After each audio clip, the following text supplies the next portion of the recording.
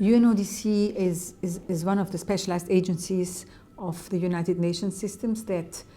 works towards promoting peace and security by making the world safer from drugs, crime, terrorism, corruption. Within this framework, the Firearms Trafficking Section, through its Global Firearms Program, works with member states, with civil society organizations, with communities to address specifically the risks and the problem related to firearms, the illicit manufacturing and trafficking in firearms. So we work with member states in strengthening their legislative and regulatory framework on firearms to ensure that firearms are not trafficked and fall into the wrong hands. We are also looking at the interlinkages between firearms trafficking and other forms of crime. And last but not least, through our hotspot initiative, we aim to look closer at the interconnected threats, and this also will include analytical work and research to understand and characterize these hotspots and try to draw from their elements indicators that can help us having not maybe an early warning mechanism, but to understand with some anticipation what are the priority needs to mitigate these threats. So we cannot predict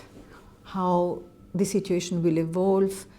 who will win or lose the war. But what I think is that in any of the scenarios, it will be extremely important